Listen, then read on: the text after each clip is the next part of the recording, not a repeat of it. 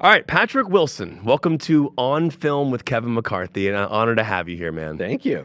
We were just discussing, so the reason why this ticket stub is my logo is I've been collecting ticket stubs since I was a kid, and This is a fake ticket, obviously, just created for the show itself, but I started collecting them in '95 when I would get home from movies like Die Hard 3 or whatever it was, and I have a whole book of them. And so I created this logo as kind of an homage to that. And the date on there is July 3rd, '91. You said that your birthday is July 3rd. My birthday is July 3rd. I just graduated from high school. I was getting ready to go to college on that specific birthday. Yeah. So. And I had that date on there because Terminator 2 is my favorite movie of all time. It changed. Solid. It made me fall in love with films. It made me understand the power of movies. Yep. What was that movie for you as a kid? Oh boy. Well, I say this having just met Mark Hamill on Saturday. So this is true. I'm just shamelessly name dropping. But I met him at a USC event. My son goes to USC, my oldest. I mean, Star Wars as a kid. But really, man, I mean, I have two older brothers, so I grew up with learning and their movies. And we grew up mostly in Florida, although we were born in Norfolk, as we might get to. I honestly, Batman in '89, because that was the summer that I decided to be an actor. So I really remember sort of kind of registering everything. Like up until then, I mean, I'd seen tons of movies before then. Like I remember seeing Grease on the big screen, and then I came home and mooned everybody. True story. And like, wait, so that's a real story? That's a real story. Yeah, 1978. Yeah. Like where did the mooning take place? Like in the kitchen? No, like, I think it was like around the neighborhood. It was only once, but it was enough for my mom to get pretty fired up. I do remember that. I love that. That's what I walked away with from Grease. Have you told John Travolta this story? Has he heard this story? No, but that is true. So I remember seeing some movies, like summertime movies as a kid. There was Zorro, Grease. I mean, this was when I lived in Charlotte, so these were like real important. Star Wars, so my brothers tell me we waited in line. Truthfully, I was like 4, so I don't really remember that. Yeah. But those types of movies really defined me as just one of 3 boys loving action movies. So but really Batman in '89, because I was going to a summer program at Boston University, and it was the first time I was with a bunch of kids that also wanted to do this, and I figured out that summer.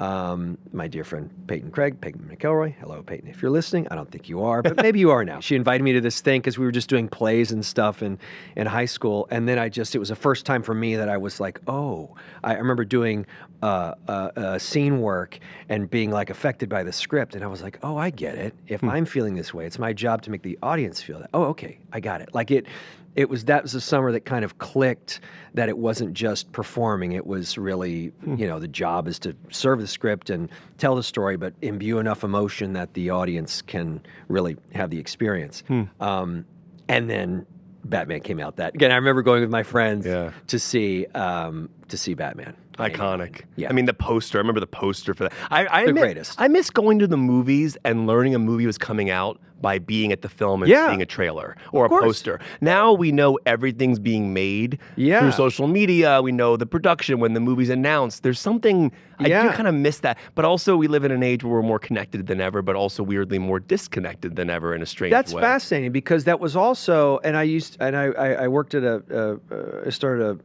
a theater company a few years ago, and it was something for me like when you having trailers, posters, that's how you found out about movies. Yes. And it is, I guess what I'm getting at is it's an archaic system in a way because now everybody's just upset. I mean, yes, we love seeing trailers in movies, but we've already seen it online, so it's just a reminder. Yes. And maybe it's on a big screen, so the sound is better. Like, seeing like the Odyssey, like a Nolan thing, like don't watch it on your phone. Go see it. Dude, I went to see a showing of Jurassic World, even though I'd already seen it, just so I could see the Odyssey trailer in IMAX. I mean, there you go. I mean, like that's why Nolan really preserves that. But That's like, right. I remember being a kid and finding out The Lost World was coming out because there was a poster at my AMC Patrick Henry. That's it. That's what I'm saying. Yeah. That's how you found out about it. So it is fascinating that we're still like, they'll put posters up, but but it's not.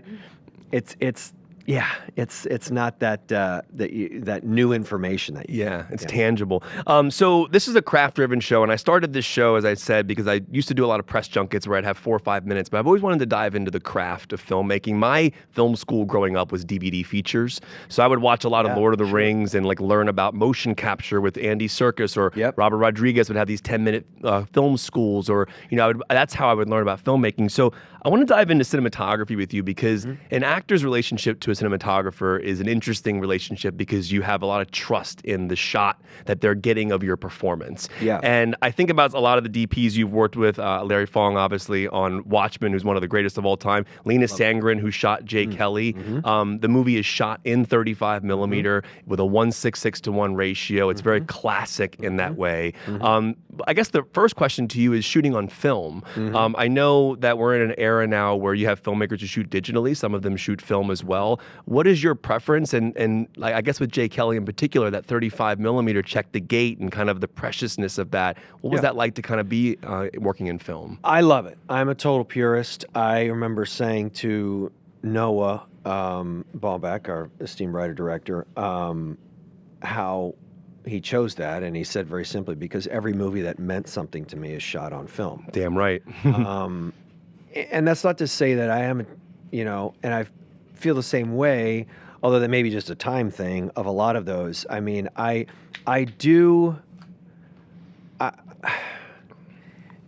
it's hard because there's a few ways to answer the question, because we can talk technique and the relationship with a DP that is super important, and I think one that's really underused by a lot of actors, honestly, and it's something that I really dig into. I'm a what size are you? Where you go? So you geek out about like the lenses and the framing 100%. Because some actors are like, I'm in character. I don't want to know what the shot is. To me, I'll just be totally blunt, because if nothing else after this, you'll know I'm very direct. I think you're doing a disservice to yourself, because nothing is real, right? Like you can't tell me that. Now, I haven't said this to Daniel Day-Lewis, but just take him for an example of someone that's obviously known. He's one of my favorite actors ever, so let me preface that. There'll be blood. But there is an awareness and a technique that man has of the camera and the lens that is equally, if not more important than what is building his character and going on in his body, right? The great actors are like that.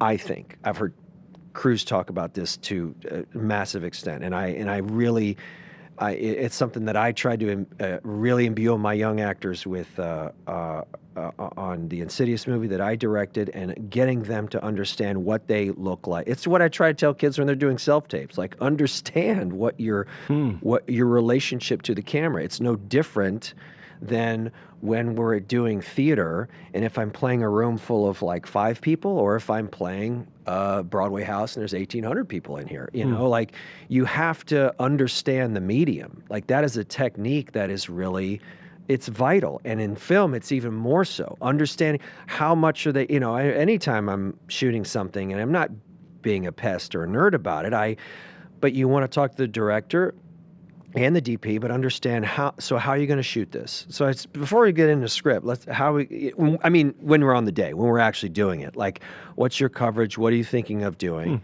So I know where it's,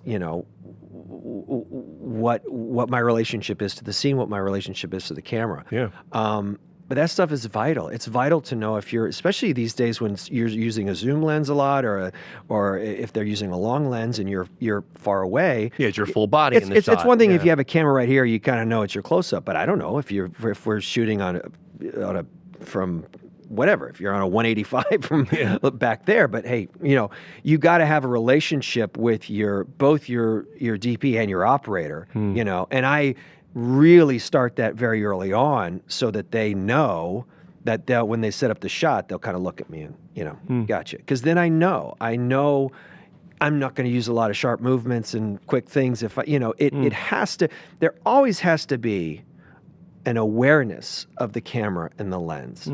I think it's vital. It's vital for the great film actors always have that. You can't be so blind about your own world and what mood you're in you're making a movie and you're going to have to do it several times from several different angles and setups, and that you have to have that relationship with the camera. And I think it's something that acting schools generally don't get into. So the vast majority of actors learn that on the job. And so I always love having a real open relationship with both the cinematographer and the operator to really understand how we're going to shoot this, what the coverage is going to be. So when it came to Jay Kelly, I think there is a preciousness of on film of like, we rehearse a lot, and I love it. Yeah.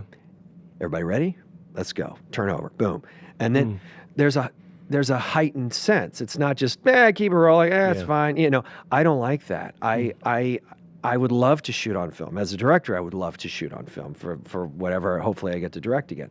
So but I don't get to shoot on film a lot, and then those are obviously much decisions that are made way over my head. Sure. But I was really, really, really, so you see it in the performances of Jay Kelly. Yeah. There's such a love for filmmaking.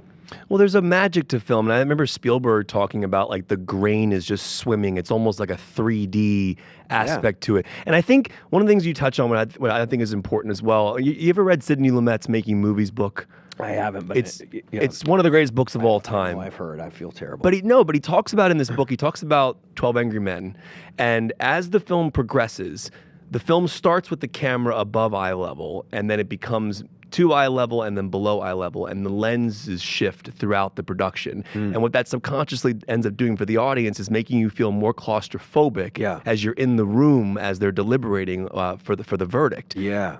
That's all subconscious. We feel that, but we don't know that it's happening unless you're looking for it. My point being is that these are all narratively driven decisions. They're all emotionally driven decisions. They're not just for the shot to look cool. It's actually to make the audience feel a certain way. Yes. And that's I think it's kind of what you're getting as well, is you want to understand what you look like in the shot for the emotion, right, as well. Yeah. Joel Schumacher used to say, I don't care how you feel, it's how you look. But he didn't mean it. And I mean, that's such a bombastic, seemingly bombastic statement. But the reality is, an actor may be feeling something, but this is what it looks like. Actually, it's what he said: "Is I don't care how you makes you feel. It's what it looks like."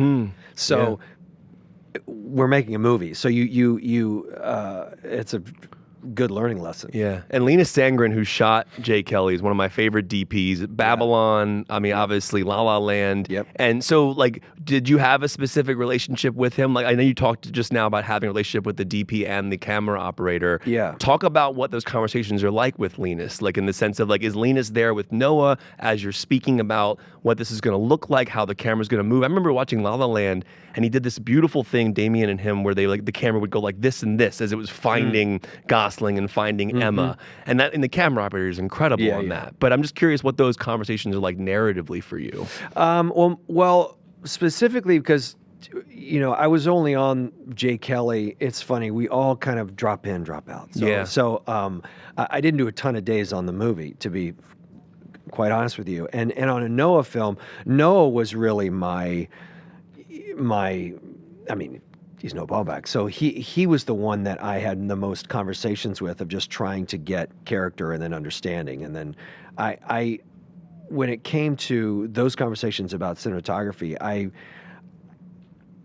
wasn't super complicated for I'm trying to think of specific scenes. I knew the shot that they wanted. There's a crane shot of finding George on the street, and then I kind of pile out of the car. So I guess I didn't really get into too much of the cinematography with Linus on that, because a lot of it was just honestly so quick, and I was so concentrated on my relationship, because I had really two major scenes, one with George, one with Adam, that like if I was in it for the long haul, I think it would have gotten much deeper into cinematography. But specifically on that movie, to be fair, it was a lot of just like Noah was my ballast. It was like I had to kind of latch onto him and figure out what we needed with the scene. Because also I really wanted to be aware. I guess it's a different awareness for each job, right? And so for this, for me, I'm kind of dropping in. I'd never read the script. which was on purpose. Because it felt like the character he's in his own world. Anyway, he's talked about several times, and he shows up later in the movie. So I came in really blind, and so I really just wanted to be a foil for these two guys. So it was a lot of just listening. Which is a lot of what acting is. Yeah.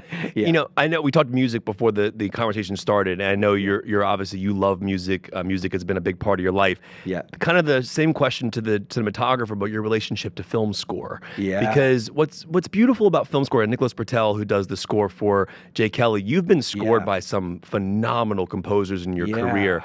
And the beauty of music, and I know sometimes some filmmakers will have the music on set. Like I know PTA had some of Johnny Greenwood's score when he was filming one battle after another. But generally speaking, you don't really have that, and you see it in post. What is your emotional relationship to seeing yourself set to film score? Like, because it obviously you brings just named two of the best. Yeah. Yeah. Sorry, I didn't mean to cut you. No. The question really comes down to what does it reveal to you about your character when you see yourself set to music? Because you did something on the day, and then that scene is now scored. Yeah. What does that feel like? Well, if the music's good, it shouldn't be shocking. You do want to have an understanding of the film and the tone and how this is going to work, and so it shouldn't be too shocking. I mean, the cool thing about Nicholas is he, at the end of Jay Kelly, that's a live band playing at this. I won't give it all away, but there's and I'd never seen that. I mean, I love when composers come to the set. Yeah. Doesn't happen a ton. Yeah. But I love it because they're kind of getting a vibe too. And Nicholas was there a lot. Yeah. And then they played the song, and I'd known him from Succession. My wife was on Succession, so I kind of did the rounds with him at various parties. So I was always such a massive fan of. Oh, he's brilliant. Of his, yeah. And so they played a live. So the score that's in the movie, that was timed on the day as they were doing it. What? You see what I'm saying? That's really cool. Yeah, it's very cool. Noah would give such a better answer than that, but it's it's pretty remarkable. But I mean, like the composers you've worked with, I was thinking about Thomas Newman, for example, on Little Children. My gosh. I mean, Thomas Newman has scored. I mean, his Shawshank score. I mean, he incredible. But talk about when you look back at the film scores that have been set to your performances. Do you have memories of certain ones that, not that all of them were important? Well, but you just named. Those were big. I think the sweeping emotional scores, and so those are pretty profound. I mean, that being said, when it's funny now, you got me thinking of Johnny Greenwood. God, I would love to work with that. Dude. I listened to so many of his scores, especially with PTA stuff during when I was cutting Insidious. Did you? Yeah, Did you temp his music in? I didn't temp it in, but it was for me. It was my writing stuff. But I mean, because I just love it. Because Joseph did your score for the film, right? Yeah. And he did a lot of the Conjuring. Well, that's what I was about to Insidious. say. Is Bashara, so Joe Bashara. So even though those are typically not sweeping, meaning in a typical Thomas Newman kind of melodic way, I mean, the score in horror, specifically with someone like Joe, who, that I only found when I was directing the movie, because I really have obviously wanted to use him and wanted him to swing a big stick and go for it. And because I remember when those strange sounds and instruments that kind of that came out in the first Insidious, it just, especially in horror, it just sets the tone right away. It's unsettling. And so that's when I love that it works against what you're playing, is you're playing a very emotional scene, and then it kind of is a jarring, sometimes he's like, I found this old piano on the street and I keep it outside so it gets all beat up in the desert air. I mean, it's true. It's real. I'm not making this up. That's so cool. And he's like, then I beat it with a hammer.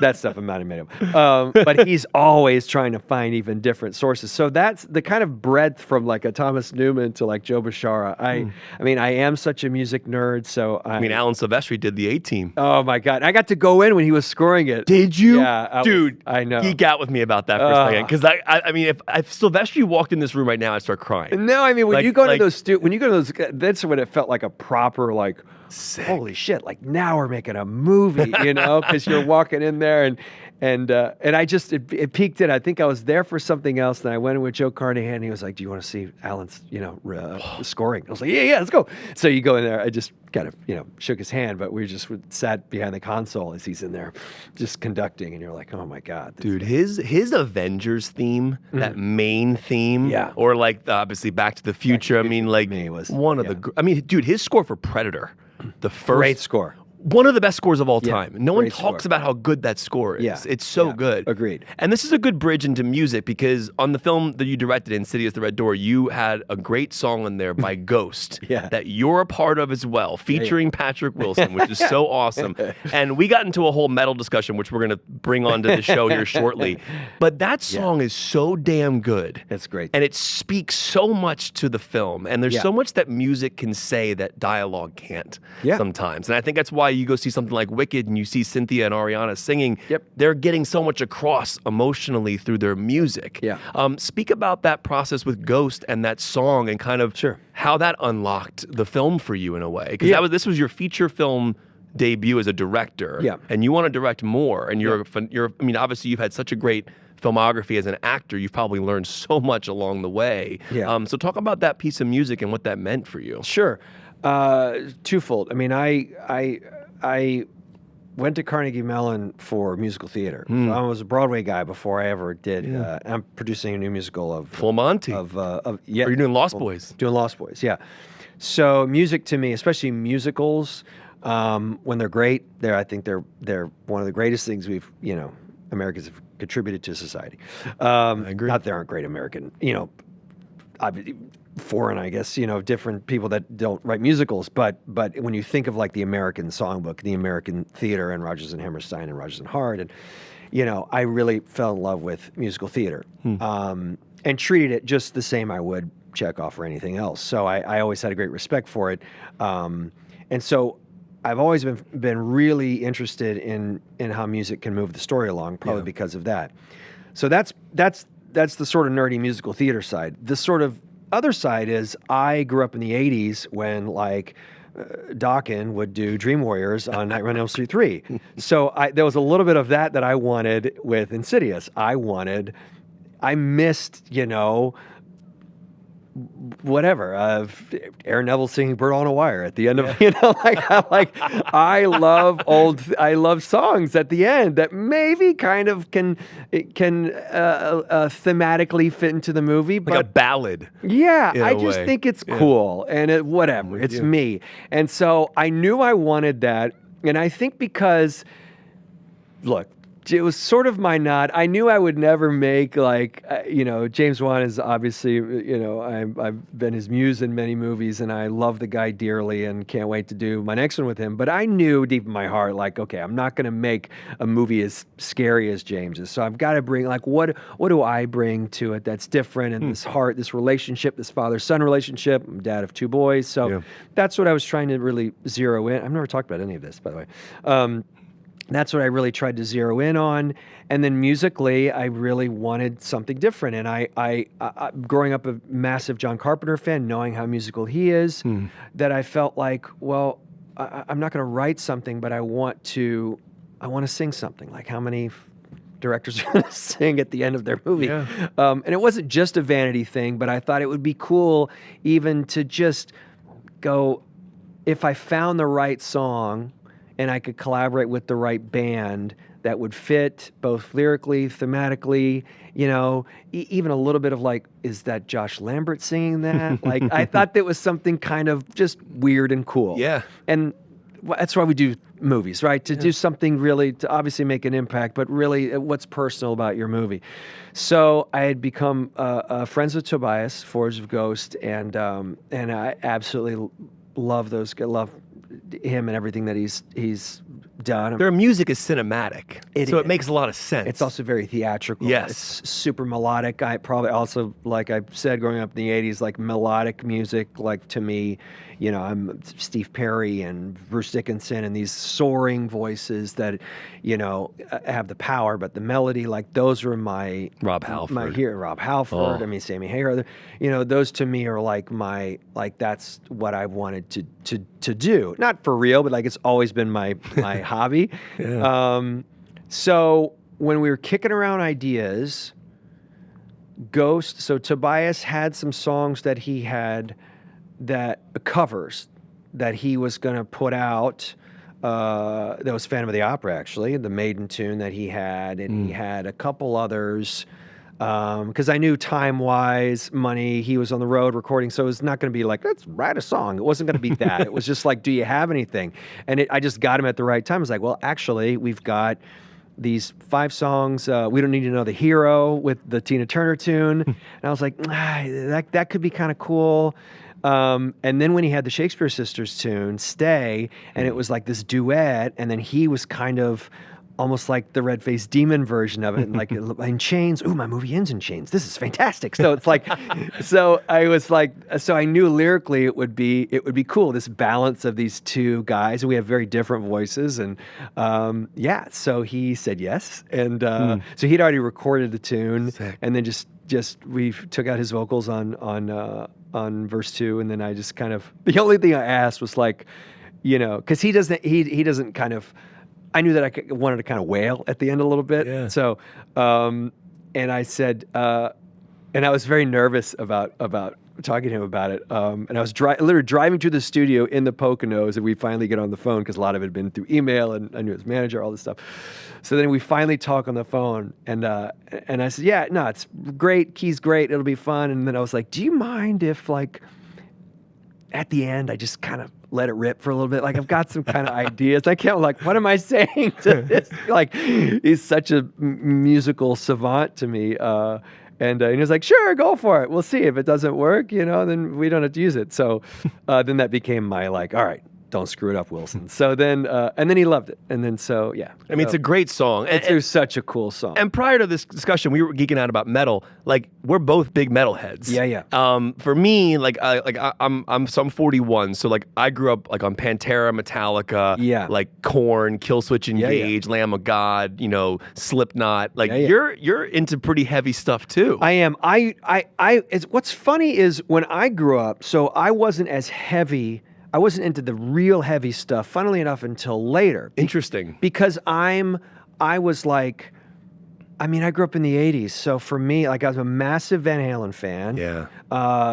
Still playing a band with my brothers, and the majority of our stuff is Van Halen covers. I have the Frankenstein replica guitar. Oh, do you? It's like they started making them. They started making them. And I mean, they're a little expensive, but not do like. You play? Yeah, I've been playing since I was 12. Oh, I love it. But I've been trying to find Dimebag Darrell's tone from Pantera for years, and it's impossible. Yeah, well, Zach figured it out. Yeah, Zach Wilde. Zach Wilde did figure it out. Yeah, name dropping. Like, what? I thought we were talking film. No, hell yes, dude. So for me, it was much more pop oriented, and then because at the time, Winger, Cinderella, Firehouse, you know, Rat, all these Dokken, all these guys in these bands were all, you heard them all on the radio. So that was like, so, you know, you grew up in Florida, that's the music that you hear, and you go Scorpions, and, you know, you went to all these shows. Yeah. So it wasn't until later, now Metallica was big then, but really Metallica didn't really cut through on the radio till I was like in around 91, like in high school, right? The Black Album. The Black Album. So before that, I did have, I remember buying the tape of Master of Puppets, and I had, but to me as a singer growing up, there was still a side of me that was like, I didn't quite get it at the time, you know, because it was something like it would shred my voice. And I was like, I wanted to sing like Steve Perry. And so if I tried to sing like James Hetfield, I would be out in like, you know, a verse. Like I couldn't do it. And then the 90s was such like it was such like a dearth of like, of rock singers to me, with the exception of a few, you know, Incubus and of course Chris Cornell and those guys that to me were like real singers. Dude, the Science album of Incubus, It's one of my favorite albums of all time. What's man. on the? That's a certain shade of green. Yeah. Was it? Gosh, I love that No, record those, so much. Yeah, I mean, there's. Remember Hoobastank? Of course, of course. I sang that to my wife many times. The reason? Yeah, well, I mean, how do you not? Dude, I went and saw them open up for Incubus once. They were nobody at the time, and they were outside the show afterwards giving out demos of their album. Oh, wow. And then they blew up like a week later. Yeah, that's it was cool. nuts. Yeah, and they had it's a solid tune. Yeah. So I and it wasn't until later, honestly, that I started to get into more heavier stuff. Funnily enough, Like, how heavy do you get? Like, we were talking about Slipknot prior. I've seen Slipknot like 9 times. I love those guys, but see, Corey can wail and scream and sing. That to me is in a mask. Yeah. Like how does he do it? It's one of the most remarkable voices. Yeah, for sure. Absolutely incredible. Yeah. So back to kind of this. You're talking earlier. We were talking about music and everything, and you mentioned being a father of 2. And I think it's an interesting question to ask artists this, because I feel like there's got to be. I don't have kids, but there's got to be a divided line between the artist you were before becoming a dad and the artist you were after becoming a father. I have to imagine that there's an emotional maybe gate that opens up that brings you further into the material that you play within films or the work that you do.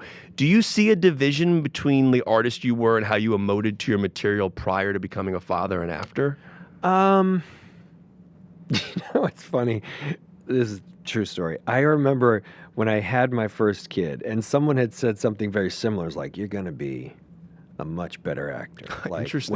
When not saying you're not a good actor, but like, you're going to see. It's going to open you up and like, and I remember thinking like, all right, it's just going to kind of happen. And then I went and did a movie, and I won't say the movie, but the movie's not great. But I had a great experience. But like, I don't think I'm very good in the movie at all. And my son was like 6 months, and I was like, I'm not sure that worked. I think I'm going to have to work a little harder. I don't think it's just going to come. Sorry, it's a little side note. No, I think it more influences choices really than anything.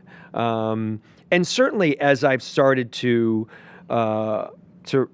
write stuff or if I'm going to go do a little independent movie that, it's probably not going to make any money. I'm certainly not going to get paid any money. But if it's something thematically that has to do with like being a parent or like a social issue, then I'm much more apt to do that than maybe prior to just like, I want to go play a crazy character, and then I'd go do some little independent movie. And so now it's more about budgeting time and energy. But when you play a father in a movie like you do, like in The Conjuring, for example, like does that has to play a part, doesn't it? Like it's funny. I think it's just me. I'm like I because I've seen it the other way. Like I don't know if I'm certainly not going to name names, but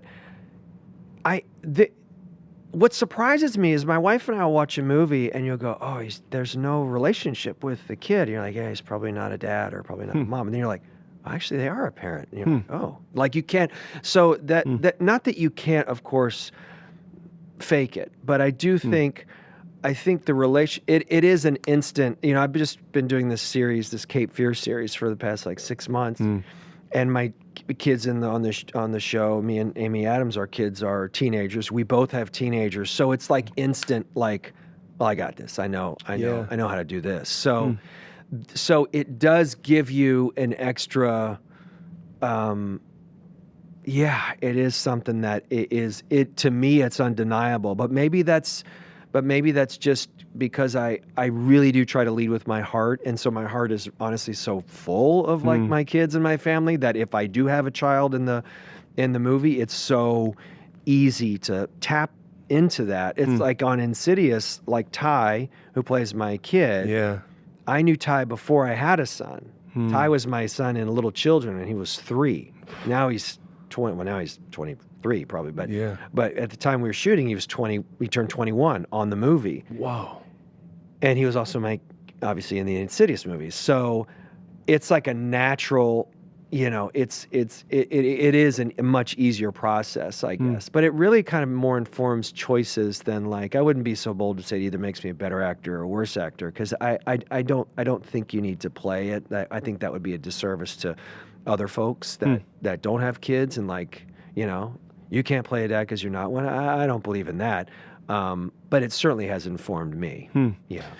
As an actor, you get to be people that you're not, which is an interesting thing. And a lot of people don't have the access to that because either they're not actors, and people go to work, they're themselves in a way, even though we are all playing roles in our lives in different sections of what we do. Yeah. But you get to view the world through a character's eyes when you're playing a character. And I have to imagine that does inform your own life perspective. Oh yeah. And like, it's this idea of like severance in a way where like I know you go home at the end of the day and like you're Patrick Wilson in real life, and so that idea of like the characters that you play, I'm curious how they change your life perspective. Are there ones that have changed you more than others? Like which ones have stayed with you more than others? Yeah, it's funny. I'll back up a little bit. Like the kind of acting training that I had was mostly Stanislavski based and mostly just based on the truth of the situation. And I don't particularly fashion myself a method actor. I don't. Sure. But that being said, there is for me, the lines blend for sure. When I'm playing a role, I usually listen to certain types of music, not that necessarily like from the time, but that kind of.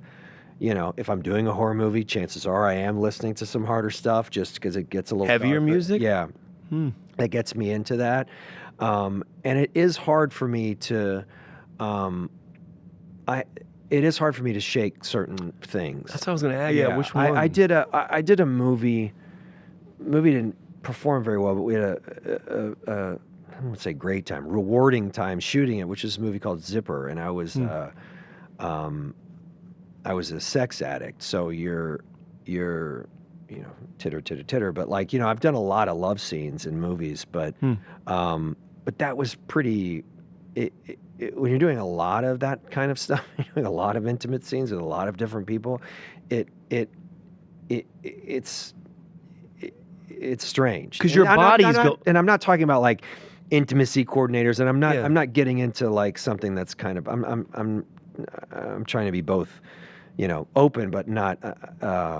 It's not in the way that you'd think. It's not that it's difficult or did you cross lines. It's not that. It's just what that weighs on you being. And it would be the same if it was like when you're in any kind of intimacy that you're doing. And it could be something really dark that you just kind of. You walk away and you just do have to kind of shake it off. And it does kind of live with you. And because then you got to go back to your life and you're adjusting. So that movie was a little strange for me. But I remember interviewing Ben Stiller recently for Severance, and we were talking about this idea of severance in the sense of like the person you play on set and then you go home as yourself at the end of the day. Your body, while you're acting, doesn't necessarily know you're acting. You're putting your body through the emotion. Yeah, for sure. So that's where I think you're getting at. That is what I'm getting at. There's almost like a confusion between like, I know I'm acting, I'm performing, but my body still has to emotionally go through it. Yeah, and that's interesting. It's funnily enough, it's the same thing as doing a big action movie where you go home and you're beat up. Yeah. And you get in the salt bath and you need PT and you need all that stuff. Yeah. It's the same thing. It's just for your heart. It's not, it's just like it's a lot. I mean, even playing husband and wife to someone. If you're playing husband and wife to someone, no matter, I'm not talking about doing things. It's not that. I'm not being as trivial as that. I'm just saying if you're in any kind of relationship in a movie for a period of time, you can't help but like come home and then you talk to your spouse and you're like, today she did this today, because that's your life for 12 hours, 13 whatever hours a day is, and that's usually why I don't hang out with anyone from set. Interesting. Ever. That's calculated? I mean, it's like, I say ever. I mean, we did a dinner when we started shooting, and we did a dinner at the end of 6 months. And that's just how I roll. I have done that for years. I did that when I was single, whatever. So it has nothing to do with, I'm not talking like, it's the same with whether it's guys, girls, whatever. Yeah, I know I think because my job, I love my job. I love acting, directing, only a little I've done, but like I love what I do for a living. I give everything I've got when I'm there. And as soon as that bell rings to go home, I'm on the first flight home. See you later. And it's nothing personal to anyone. And that's how I navigate this, because I can go home and the emotional toll kind of sits with you, physical toll, whatever it is. But that's how and I've always been like that. Yeah. I've always been like that. Because you know yourself. Yeah. You know your limits. Yeah. And it's not even about, even when I was single, it's not even like some sort of temptation thing. Because it's the same way. It's funny, like on Fargo, Ted Danson and I would go out to dinners every now and again because we were both stuck in Calgary and we were playing kind of, our partners together a couple times. I didn't get to know Jesse and Kirsten. I think at the very end we played poker together one time, only because I had been pursuing them, trying to arrest them for 4 months. And it's just, I don't know if it's on purpose. That's just how I roll. That's kind of cool, actually. I mean, me and Vera are super close. We'll text each other, but like, we don't hang out. That's so interesting. Yeah. And so she kind of works the same way you do. Yeah, when we're working out, we try to get our families together maybe, when we can, but we both are families first. So it's like, that's how I've always been. I've never talked about this stuff. No, that's literally how I roll. I find that interesting. And as somebody who's 41 and still trying to figure out my work-life balance, I really admire what you're saying, because like I'm a people pleaser. So I'm always worried people are going to get mad at me if I don't hang out, or I don't do this. If you set a standard early on, that's the brilliance of it. And also, but also your emotional capacity to go home and be be a father and be a husband, and that's an interesting thing. And I think that's why when I was kind of flirting around with talking about the zipper story, that's why, because and the same thing applied there. You're going through this stuff and you're taking this emotional toll, and and then you get on a plane, you go home, and you're with your kids, and you're taking them to school, and you're with your wife and your family, and you're like, 12 hours ago I was shooting scenes. You just surreal. It's just, but it's communication is everything. So it's and that's the same even if I'm doing I remember doing a Hard Candy, and that's where I was going next, because that was 20 years ago. 20 years ago. How do you decompress from that? I just did. Because my wife, we were dating at the time. We've been married 20 years. And we were dating at the time. I was shot it here in LA, and I would do these crazy hours. We shot that film in 18 days. Whoa. It's so dark, so upsetting. It was like boxers in a separate corner. One, because Elliot was 16 at the time. It was such weird, just subject matter. Yeah. So you do your thing. Go back to your room. We didn't have trailers. It's made for very little money. Go back to your room. They call you out. Go to set. Do your lines. Do it. Go. I mean, when you're in it, you're in it, and it's like, and that's just how I've learned to operate. If I'm all in, I am all in, and let's go. But what it does too, is, especially these days, truthfully, if you're working with somebody that maybe you wouldn't be friends outside of this. Yeah. And that's okay, right? Like we're put in a situation, we're here, you and I get along, but like, I don't know. Let's say you've got some crazy beliefs that if I really dug deep was like, oh, wow, you love that guy. Yeah. Like that's horrible. We wouldn't work in real life. Yeah. So it's like, I don't like to go there because our relationship has to be this for what we're doing, what I'm paid to do, what we're here to do, and what will serve the play. And I think that's what is always so crazy to me when I hear, and I've never had that experience on set where, oh my God, so-and-so, the stars didn't get along and they fought. And I've never had that because part of me is like, just show up, do your thing, save it for the screen, fall in love. I could do a scene and we need to fall in love, we fall in love, and then camera cuts and we're gone. And for me, what it does, it's kind of like back to the film thing of like, it gives such, importance to what's on screen. You know, Amy Adams and I had the greatest time shooting Cape Fear, and there was really, really, really tough scenes. But like, we both operate the same way. It's like you go to your trailers, you come out, and you're sitting there, you have your great time, and then see you tomorrow. Sounds healthy to me. It is healthy. That's where I'm getting. It sounds healthy. It is healthy because you have to have that healthy disconnection. You do. I mean, and really, and that's the thing is like, and also with your filmography. There are a lot of people who find your work at different generations, different times. There are people who might have started watching your stuff that now have kids that are now showing their kids your work and things like that. And there's that moment in the trailer for Jay Kelly where a fan says to Jay Kelly, George's character, "When I look at you, I see my whole life." Yeah. And essentially this idea of like, you know, what do actors and people that are on screen mean to us if you watch them growing up? And I guess my question to you is, when you're walking through the streets, what do you get recognized the most for? And are there lines that people bring up to you the most? Like, do you have people ever say that to you? Hey, I've been watching you for my whole life. Oh, God. Maybe not my whole life, but I'm not that old yet. But no, I do. You know, what's interesting is different generations that respond to stuff, and that's when you do feel like I get a lot of. Just flying out here, I get a guy that was like, I just have to say, Phantom of the Opera for me. Yeah, was such a you know, I've gotten that a lot lately. Really, which is really fascinating. Do they come in waves? Like sometimes they do. Yeah, I don't know if it has to probably has to do with just being on whatever. Yeah, or maybe it's on HBO Max. I don't know.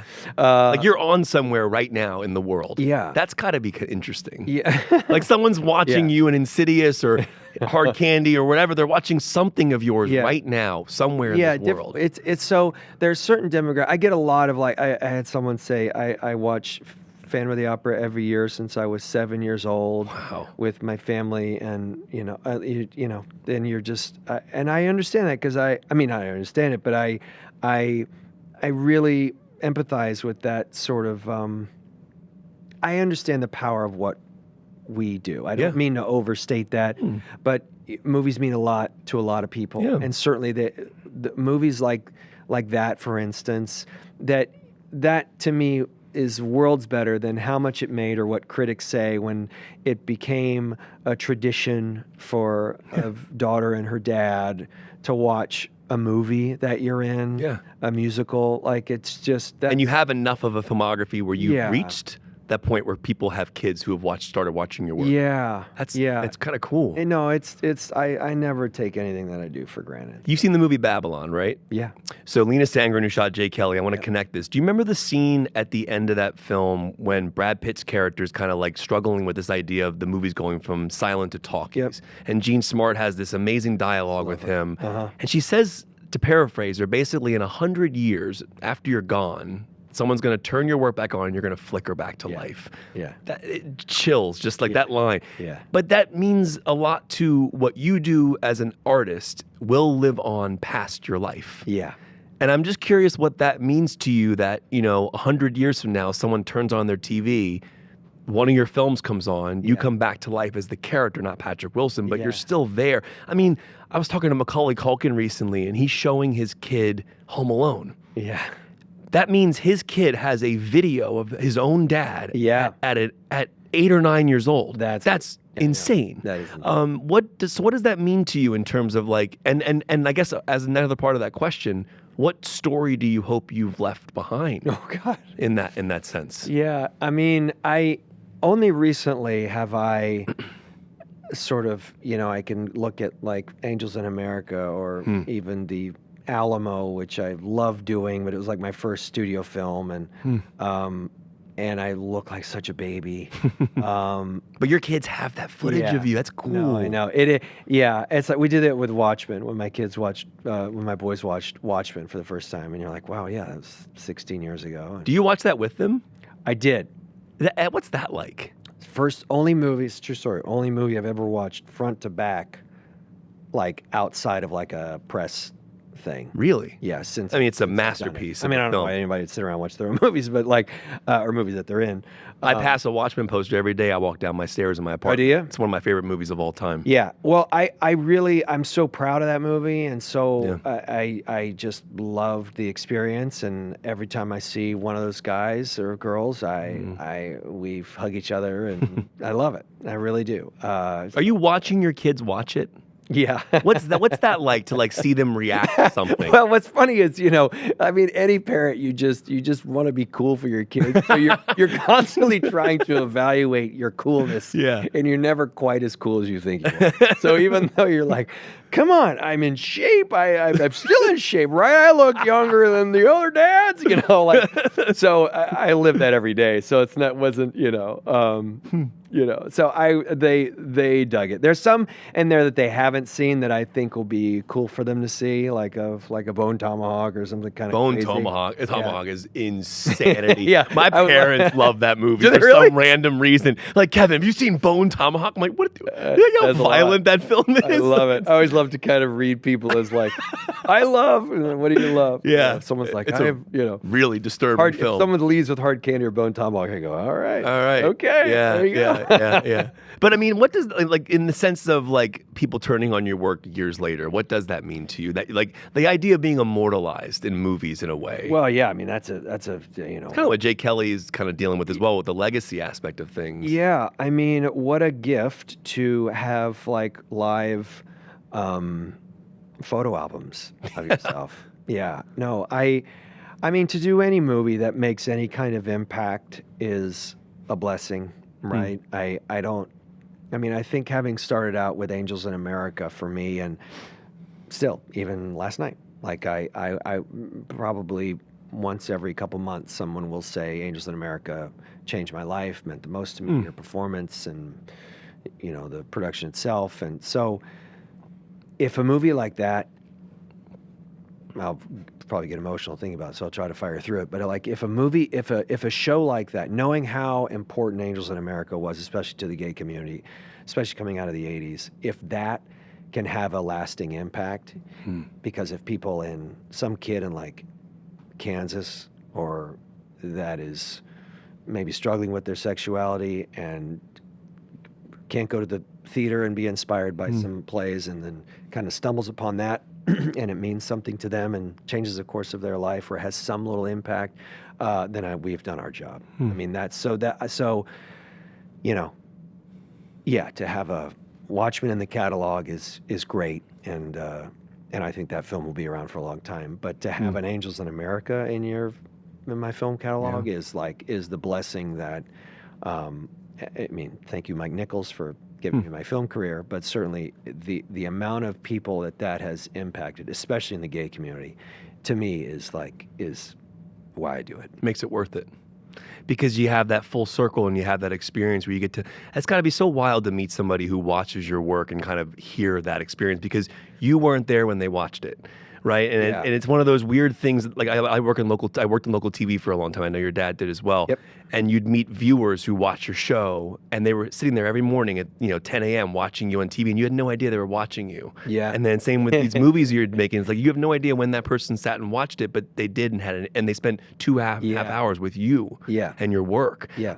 We talk about. I was talking about horror earlier as well. I mean, obviously the last Conjuring film did almost $500 million worldwide. There's a reason why we're attracted to horror films in a way. Yeah. There's a psychology to them and a catharsis of trauma that is played with in this world that I think is so fascinating. And we as an audience find almost catharsis in watching these movies. Yep. And I'm just curious, because horror seems to be that consistent genre that just does well. And obviously when you have a world like Conjuring or a world like Insidious that are built by brilliant filmmakers and storytellers and brought to life by brilliant actors, people latch on to these characters in a way.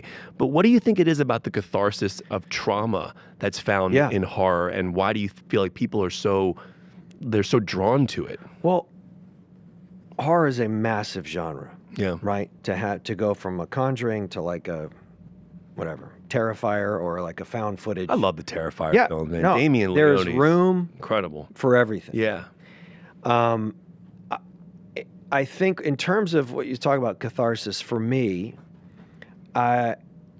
when I think of why horror succeeds and is so consistent, it's because it's the only, like a real great crafted scare is something that you can't get. It's communal. Everybody can feel it. And it's the only genre like that. Meaning, we can go see a comedy, and it may not be your taste of comedy. Everybody may think it's funny, you may not.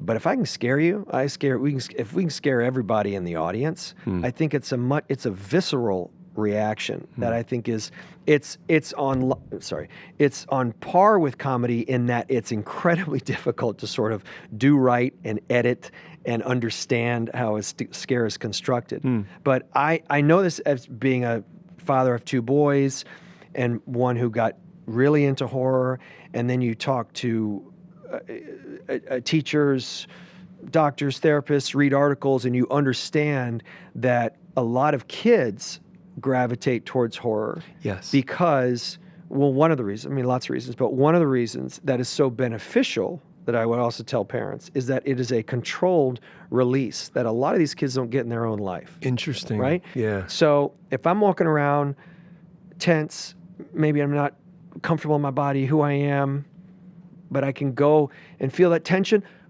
and then feel the release. Maybe I don't get that the other 22 hours out of the day. So I'm a huge proponent of horror movies for a lot for that reason, because I think now obviously then you're getting into like, well, I don't want to see violence and language and sexuality, nudity, whatever. Right. That's totally I'm not saying it's an all-encompassing aspect, but you look at like why James Wan set out to do Insidious and a PG-13 movie that arguably has some of the greatest scares ever. Yeah. I think that a lot of that is so helpful to a lot of, especially young crowds.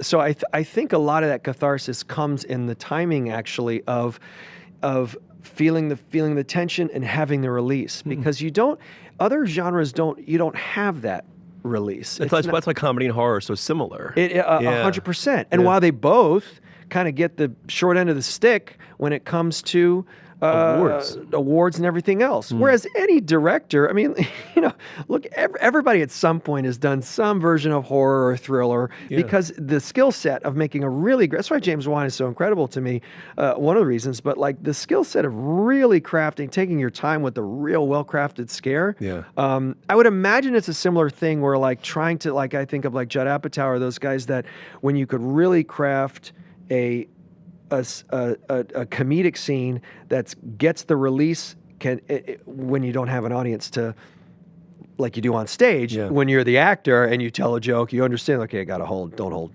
keep going, fire through it, but understanding editing in comedy, I'm so floored by. So I do think they live on equal planes as far as difficulty. But I think to me, horror, maybe the reason that it can be so more all-encompassing is because it really, you can get a 13-year-old kid, you can get a 75-year-old person, and they'll both feel the same scare. And I'm not sure they're feeling the same joke. Sure. No, it's a good point. That's why I thought what Zach Kreger did with Weapons this year, like, that's such an impossible tone. Massive year for horror. Right. Especially for studio horror. But dude, look at like the scene when Brolin has the nightmare. There's a scare right before a comedy moment where he says, "What the fuck?" Like he says it out loud. And it's like it slices the horror in a way. And like that to me, that juggling of tone. Yeah. I don't know how he wrote that, but it's like that I find that fascinating because you have the comedy and you have the horror and you're going back and forth with them. And that's got to be a tough juggling. Well, I mean, not for nothing. To me, give you a young upstart director named Steven Spielberg. But like, that's kind of his low key secret to me as a fan of like growing up on like on Raiders, and that movie is up and down with comedy and action and bits of horror and tension. Dude, Temple of Doom has some horror stuff for sure. But Jaws also hilarious scenes backed up with a scare. Yes. Really, for all intents and purposes. We're breaking it down. I mean, so that's that's a tried and true thing that Jurassic Parks. I mean, they're not typical horror movies, right, but that sense of tension and release is something that he has just written the book on. So that's something that a director like Zach Cregger, I'm sure he would sit there and when you understand that when you understand that it's a confidence in that moment. If you can really create those moments. I mean, Lee Wanell was really great in writing that stuff too. Yeah. Honestly, I mean, he's got a real sense of that too, of how to tension and release in terms of comedy and horror. Well, I'm glad you brought up, because there's such a technique to building a scare. Yeah. And you have to earn it. Yeah. And I think what's beautiful about the Conjuring films and the Insidious films is they are grounded in real characters that we actually care about. So the drama makes the horror scarier. Yeah. Because we care about the character. You have to care. And that's kind of what's interesting. So I wanted to ask you, when you look at all those films, maybe one from Insidious, one from Conjuring, do you have a scare that comes to mind that you remember filming and then seeing and just being blown away by how it was built up to the release that you're talking about? I mean, after 6 movies with James Wan, there's so many of them. But the way the camera moves in those movies too, it's like there's something immersive about the way those cameras work in those films. But do you have a scare that comes to mind from any of those films that you remember being blown away by? I mean, the ones they are certainly in Insidious, they're some of his best ever, but they've now become memes, but not even just Bashara behind my shoulder, or again Bashara hanging in Conjuring. I love the scene when Rose goes in the first Insidious during the daytime, like a daytime scare. To me, it's awesome if you can pull that off. And you see Ben Wolf was his name. He passed away, but when he's dancing to Tiptoe in the house, the second time when we moved to the new house, and you come around and find him when she's outside. I think she's by the garbage or something. That to me is real. I love creepy scares. For me, those are I'm partial to those. Like, I love the clap stuff in the first Conjuring, but I love the long shot in Conjuring 2. Where Bill's on the chair, and the camera's over there, and it's all in the shot, same shot. That's a cool one. He had a great one in there too in Conjuring 2 that was probably the freakiest scene that we've ever done, and it looked fake, but it was real, with the crooked man. And I'm like blinded. I think I'm coming down looking for him, and he's kind of creeping around the corner, and he was so good. Javier, his name was Javier. He was so good that it didn't scare people because they thought it was VFX. Oh, wow. It's a lesson for all the VFX That's out there. so Don't rely on VFX. And it wasn't. He filmed him going backwards and then played it going forwards. So it looked like, you're like, wait, something's off here. But it literally, he was too good of a physical actor that it made it look like animated. Wow. Isn't that funny? Movement is so fascinating to me. Physicality. I've been watching a lot of Buster Keaton recently, and just the way he would move, and talk about understanding the frame, like things that were out of your frame versus what's in your frame. I know we got about 10 minutes left, so I'm going to try to hit you with a couple things. Sure. I'm loving this conversation. There's so much to talk about. But there's that line in the trailer as well for Jay Kelly where he says the idea of all my memories are movies. Yeah. And I wonder, when you look at your life, do you remember things by the movies you were making, or is it based on the movie where you were, what you're doing with your family? Do those bleed in? It's my family. It does. That's why I usually have to, if I'm thinking of a year and the kids, I'm looking at a photo. I'm usually, if I have sideburns, I'm probably doing a Conjuring movie at the time. It's that kind of stuff. Cool. But they're usually defined by. Yeah, I mean, your movies are. I mean, it goes without saying. Jay Kelly it really is such a phenomenal movie, but so much of it. It's funny for a movie that's about sort of inside baseball, seemingly on the outside. It's really about the choices we make as people. So you don't have to know anything about either the movie or Clooney or anything to feel something, because we all as people sort of are. At the end of the day, what's what's this all worth, right? What we do for a living, whatever that may be. So I think for me, as I look back, I'm more, defined by the experiences of my kids and those moments when I'm, it's, I guess that's how I think about it. For me, if I can look at photos and understand a movie, but I usually am referencing that through my children. Probably because I'm the guy that goes home right as the bell rings. Yeah. See, that's interesting. All right, a couple rapid fires. Movie that you wish you could rewatch again for the first time and not know anything about it. Oh, man. Probably... I get a lot of Matrixes on this one, but I'm curious where it you're wouldn't be going. Matrix for me. It would probably be... It might be Silence of the Lambs, actually. Wow. Because of just that moment where Ted Levine opens the door. Yeah. To have that moment back. Yeah. That would be pretty, that'd be pretty wild. Oh, no, she knocked on the wrong door. Yes. Like that to me. Or like a twist. I wish I could see Sixth Sense again for the first time. That was my second one. Like just to not know. For sure. Yeah. All right. Favorite film score of all time? Favorite film score of all time. Or first one that hit your mind? First one. You know what hit my mind? The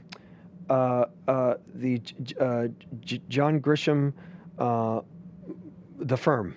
With Tom Cruise? Yeah. Oh, who did that? Jazz score. Dave Grusin. Whoa, I have to go back and listen to that score. Oh, I just thought of that. I mean, I love sweeping scores. Yeah. I love so many. I mean, I love like Power of the Dog. I love Johnny Greenwood stuff. I love. I love. You're a big PTA guy, aren't you? I am. Yeah. Me too. But I just saw Punch Drunk on 35 the other day. Oh, did you? Oh, I dude, never the seen new it on Bev. 35. It was Bob Ellsworth's cinematography. The way the anamorphic lens flares, it's such a freaking masterpiece. That's cool. And I think John Bryan did the score for that one. But like, but you saw one battle, of course. But like that Greenwood theme, it's a character in the movie. It's a leading character. It sets tone for the whole film. Maybe Dances with Wolves too. Actually. Oh. Yeah. Favorite shot in cinema, or a shot that maybe like you kind of. Favorite shot in cinema. I mean, oh God, there's so many. For me, it's so much geared around my childhood. I think of just like Indy grabbing his hat. Yeah. Dude, I think of the dolly as zoom. It comes down, Yeah, the dolly zoom in Jaws. The dolly zoom in Jaws. Yeah. Great. I mean, Jaws, I can nerd out all day on. Just the shot of Roy Scheider on the beach, or the wipes that get closer and closer. Yeah. The reverse on him. I mean, actually, because I've been doing Cape Fear, a lot of the Scorsese zooms. I mean, I also love, I'm a big Western guy, so I love a lot of old snap zooms in Westerns, like spaghetti Westerns.